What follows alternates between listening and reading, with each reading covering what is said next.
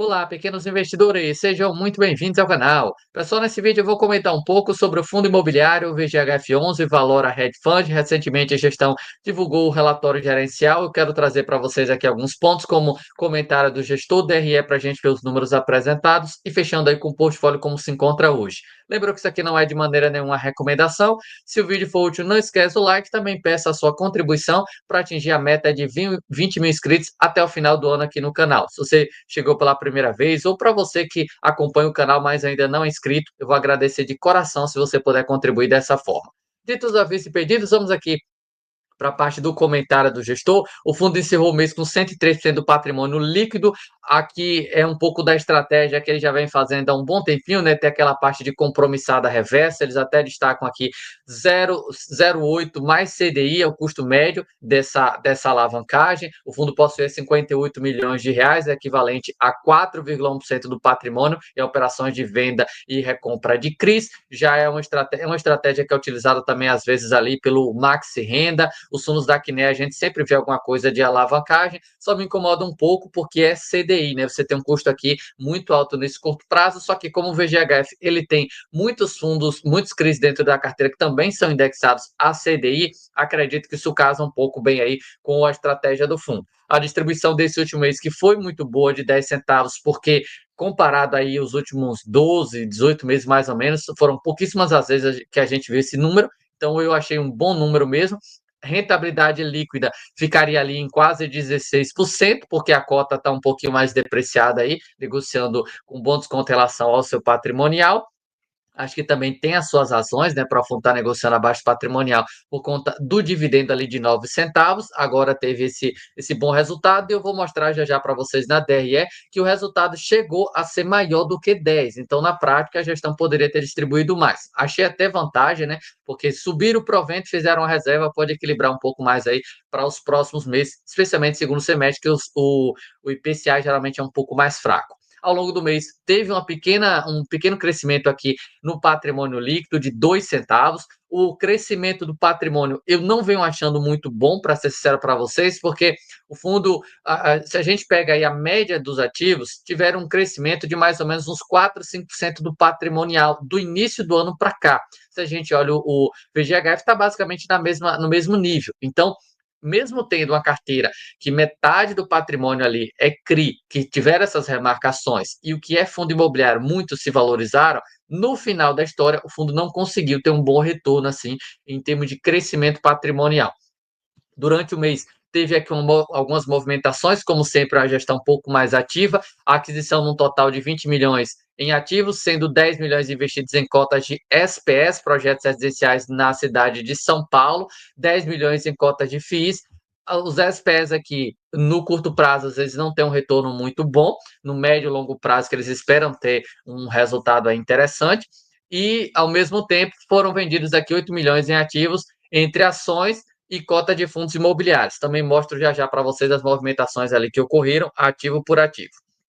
Com esses movimentos, a carteira dele ficou ali na diferença aqui entre renda e valor. Acho que quem conhece, quem estuda o VGHF deve saber muito bem aí que ele tem essa divisão do que é carteira renda, que é para carrego mesmo ali, de trazer um bom resultado para o investidor, previsibilidade, e a carteira valor é para giro ali, surgir alguma oportunidade que a gestão entende que pode ser um bom negócio ali, pensando no curto prazo, seja CRI, fundo imobiliário, ações, eles vão lá e fazem essa movimentação. Então, hoje a gente tem aqui a carteira valor em 40, passou a representar 40,9% do total dos ativos versus 44% do mês anterior. Enquanto a carteira renda adquiriu um total líquido de 9,7 milhões, entre CRIs e FIIs presentes na carteira, com destaque de 10,9 milhões na aquisição de unidades FII e o recebimento de amortização total do CRI Jandira Park. Esse movimento fez com que a carteira renda passou a representar 59,1 versus 55 do mês anterior. Então, voltando a subir um pouquinho mais aí a carteira renda, sendo que eles até pararam de falar isso, mas eles tinham ali dentro da meta deles ter uma carteira renda em torno ali de 65 a 70 e o restante ali na estratégia valor. Então, já faz um bom tempo, desde que eles adquiriram ali os fundos da Mogno, que o VGHF não voltou para a meta deles, que era terem ali na faixa de uns 70% na estratégia renda, exatamente porque é uma estratégia que traz mais tranquilidade. Você tem mais ou menos um pouco de noção do que é que vai acontecer em termos de rendimento. Muito dessa carteira renda é CRI, que você consegue monitorar um pouco mais os resultados. Fundo imobiliário também, alguns ali que tem um perfil um pouquinho mais conservador, alguns poucos fundos de tijolo. Então, a carteira renda, sendo um pouco maior, eu vejo até um pouco mais vantagem, porque ela traz essa estabilidade aí para os resultados do fundo, enquanto a carteira valor precisa de uma melhora no mercado. O Crisalina, eu já tinha comentado aqui algumas vezes, mas eles vêm deixando isso aqui já há um bom tempo, segue aí representando o zero do patrimônio, então o fundo tinha ali em 2,5% nesse devedor, que foi herança do fundo da Mogno, e remarcar esse negócio a zero. Basicamente, o fundo está dizendo para o gestor, está dizendo para o cotista que não tem solução para esse negócio. Se recuperar alguma coisa, é vantagem, porque não está dentro do preço aí do valor patrimonial dele, já que está marcado a zero. Segue aqui com as negociações, mas vocês podem ver sem prazo estimado para término. Isso aqui é um problema muito sério, especialmente ali para o MGHT, que é o fundo que tinha ali dentro da Mogno, de hotéis. A venda final do terreno, que foi uma execução que eles conseguiram aqui de um CRI, ainda não conseguiram. É um ponto aqui importante, porque já a gente vem percebendo essa informação de que está condicionada a diligências jurídicas há uns 6 meses, 8 meses. Então, uma coisa que parecia ser resolvida rápida, até agora não está acontecendo, que seria bem importante para destravar algum caixa profundo, alocar em ativos que trouxessem retorno com a certa frequência. Carteira de ativos, pessoal, a gente tem aqui o maior CRI, que aparece como que é o Elbo, 4,97, CDI mais 3. Tem outros CRIs da Elbo, isso aqui eu acho bem importante você sempre monitorar. Para um fundo que é hedge fund, eu não vejo muito sentido em ter altas exposições. Até aqui, 6, 7%. Ok, mas eu já acho que está ali meio que no limite, eu não vejo muita vantagem. É um fundo que é para ter ser multi, então não vejo muita vantagem ser concentrado. E atenção aí para quem tem o VGIR 11, que é um outro fundo da Valora, indexado ali a CDI. Até algum tempo atrás eu fiz um vídeo mostrando aqui esse ponto de atenção, que é o CRI Elbo. Você pode ter códigos diferentes dentro da sua carteira, mas pode estar tomando o mesmo risco. E no caso do VGIR, ele tem uma boa representação na Elbo. Então, se você tem VGIR e VGHF, aconselho assistir esse vídeo que eu fiz aqui há pouco tempo no canal. A gente tem aqui Critecnisa também alguns repetidos, mas as representações até que não são tão grandes. Enfim, tem aqui o Elbo mais um aqui para baixo, é o que eu falei, né? Eu acho que já está um pouquinho meio salgado já em termos de representações de uns dois devedores aí. Elbo acho que é o principal mesmo da história, mas nada ali acima de 10% do patrimônio. De qualquer forma, é um ponto que eu não gosto. Eu gostaria de ver ali 4, 5% por devedor. Não vejo muito sentido numa carteira ter tanta representação, especialmente quando é um hedge fund. Aqui a gente tem FDIC com representação de 1% patrimônio, nada de muito relevante. Fundo imobiliário, a gente tem alguns que são negociados na bolsa, outros não. Esses que não são negociados na bolsa é algo um pouco ruim, porque para conseguir girar para ganho de capital vai dar um pouco mais trabalho, só que perceba que a questão do unidades FII, que eles até comentaram, é da estratégia renda, com um dividendo muito alto, de 19,66 no momento, mas tem outros ativos aqui, por exemplo, como o FII Planta Retrofit, que não paga nada, que é 3,25, e por aí se vai. Tem muitos outros ativos que até pagam, mas o retorno não é bom. Tem ativo aqui com 3,64, MCLO. Tem mais ativo aqui que não paga rendimento, especialmente os que são de desenvolvimento. Alguns pagaram um pouco mais recentes. Se você pegar relatórios de 6 meses atrás, vai perceber que a lista de ativos que não pagam nada era maior. Então, esses ativos que não pagam nada e não são listados na bolsa, eu acho que demora um pouco mais para destravar valor para o investidor, porque aqueles vão precisar esperar o ativo performar melhor para ter alguma geração de retorno aí. E alguns probleminhas que eles têm, na minha opinião, ativos que não vejo muito sentido. Acho que eles têm alguns ativos aí que vieram especialmente do ativo ali da Mogno, que eles estão carregando, que não são os melhores FIIs da nossa bolsa. A gente tem aqui, por exemplo, a PTO, que é um fundo, no caso, muito pequeno. Acho que não vejo muito sentido. 0,26% do patrimônio dele, mas pelo menos paga. A gente tem aqui, até pouco tempo, eles tinham ali o o BLMG, que era um fundo que tem aí alguns problemas. HUFC, é um outro fundo aqui que não paga renda, não é o melhor ativo. Rect 11 está bem descontado, acho que até faz algum sentido, mas tem alguns ativos aqui que eu vejo desnecessário, alguns ativos meio problemáticos dentro da carteira, até que venderam, né, alguns FIIs, eles vêm tirando um ou outro ativo, mas eu acho que tem alguns pontos que me incomodam nessa carteira de fundo imobiliário. Muitos ou alguns que tenham representação maior não são listados na bolsa, que eu acho que dificulta para um ganho ali de capital, pelo menos eu acho, né?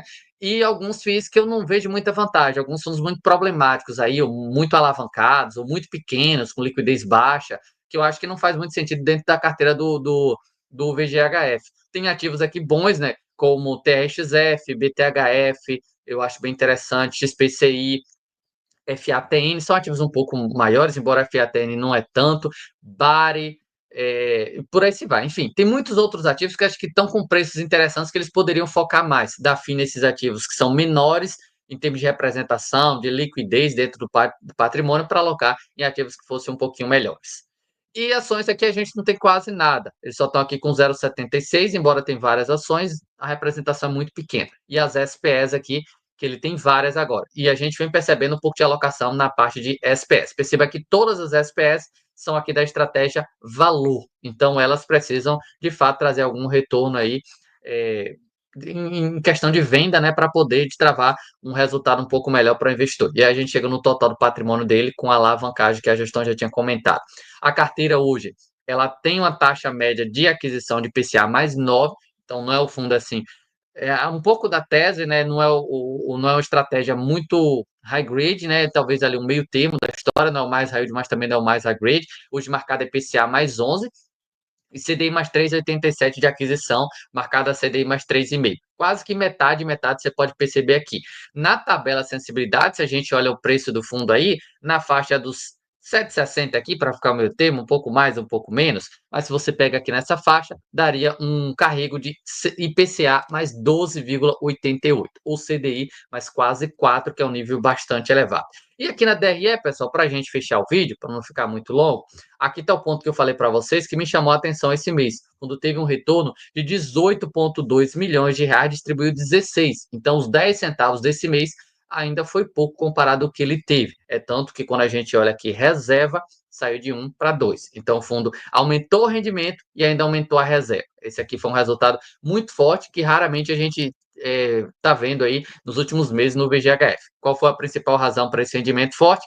Aqui a gente vê CRI, que teve um diferencial de maio para junho, de 7 para 10, e a gente tem aqui também, olhando aqui no total, né, provento, juros de correção monetária, que foi aqui o CRI que se destacou, e negociações. Perceba que os últimos meses o fundo não vinha tendo nada de relevante, mas no fechamento do semestre ele teve ali quase 2 milhões de lucro. Então, o que fez a grande diferença foi a parte de negociações. E perceba que eles falaram ali de compra, de venda de fundo imobiliário e ação, mas quem trouxe lucro mesmo foi CRI, 1.161.000, que eles venderam aí em CRI, que acabou destravando um bom ganho de capital. E até os CRIs aqui que eles venderam, as movimentações que eles fizeram, eles venderam ações da Multiplan e da Alus, compraram aqui um CRI na estratégia renda, compraram e venderam um CRI, que foi ali a parte que eles falaram do Jandira Park, que eles falaram ali de pagamento, que entrou ali na parte de negociação, por isso que destravou aquele ganho para o investidor, e aquisições aqui dos fundos imobiliários, perceba que compraram aqui dois ativos que não são líquidos, e uma representação, um valor até considerável, 3,2 milhões, também venderam aqui alguma coisa, compraram o GTWR, eu acho que não é um ativo horrível, mas eu acho que tem melhores opções no mercado hoje, especialmente em termos de dividend yield, de relação risco-retorno, MCRE, VCJR, também posições que eles compararam aqui grandes, e a aquisição de unidades autônomas, unidades FII, que foram 10 milhões de reais, ali foi a principal aquisição. E SPS aqui também fizeram várias aquisições, que foi o que eles já tinham comentado. Bom, pessoal, acho que esses eram os principais pontos que eu queria passar aqui para vocês em relação ao VGHF. No geral, esse relatório trouxe notícias boas, né, em crescimento de renda e reserva, e algumas movimentações que eles fizeram aí foi o principal responsável para destravar esse valor. Vamos ver se no segundo semestre eles conseguem manter essa faixa. com a reserva de 2 centavos, eu acho até que pode ser que a gente consiga mesmo aí manter por mais uns 2 meses, 2 meses, quem sabe esse rendimento de 10 e lá na frente é que eu tenho um pouco de dúvida, porque com o IPCA caindo, vai ficar mais difícil o resultado do fundo se manter nesse patamar.